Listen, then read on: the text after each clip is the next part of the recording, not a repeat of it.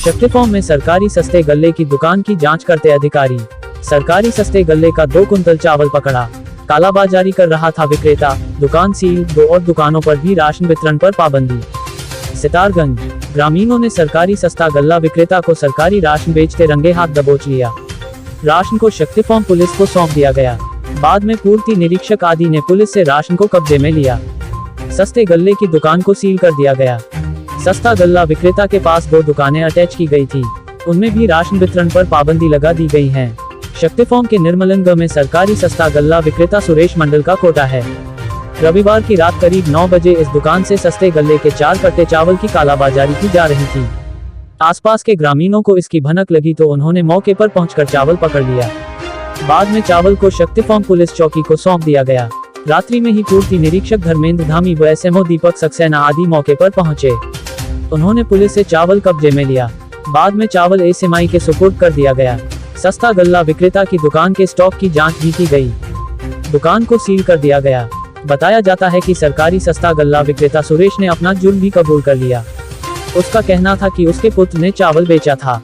सुरेश के पास निर्मलंग में एक और सरकारी सस्ता गल्ले की दुकान अटैच की गई है। उसी के पास एक और दुकान पिपलिया में भी है। इन दोनों दुकानों से राशन वितरण पर भी पाबंदी लगा दी गई है। अधिकारियों का कहना है कि मामले की जांच की जाए। उल्लेखनीय है कि इससे पूर्व भी कई बार सरकारी सस्ते गल्ले की दुकानों से राशन की कालाबाजारी के मामले प्रकाश में आते रहे हैं। उन पर प्रभावी कार्यवाही न होने से अन्य कालाबाजारियों के हौसले बुलंद हैं। जब भी कालाबाजारी का कोई मामला सामने आता है तो कुछ दिन हो हल्ला मचता है, बाद में मामले को रफा दफा कर दिया जाता है। सितारगंज से दीपक भारद्वाज की रिपोर्ट। और कल रात को 9:30 करीब बजे हमारे कुछ लड़के ने फ़ोन किया, हमारा सूचना दिए कि ऐसा है सुरेश मंडल कोटा धारक के यहाँ से 4 कट्टे चावल बाहर जा रहे हैं। तो हमने भी उस समय मौके में गए, जाके वो 4 कट्टे चावल भी मिला हमें कि जो खरीद रहे थे वो खरीद के लेके जा रहे थे, वो भी बोला कि हाँ हम खरीद के लेके जा रहे हैं इससे और सुरेश मंडल से लिए हैं।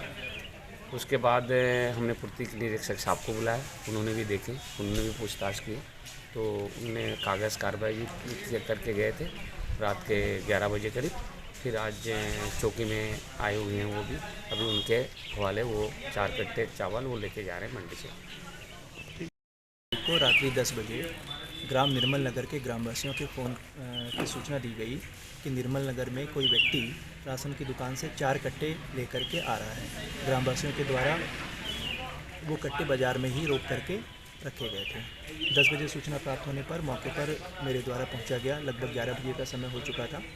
वहां पर देखा गया 4 कट्टे जो सफ़ेद रंग के कट्टे थे, तितली से बंधे हुए हैं, मौके पर प्राप्त हुए। व्यक्ति के द्वारा बताया गया कि उसने ये कट्टे प्राप्त किए हैं निकट की दुकान से।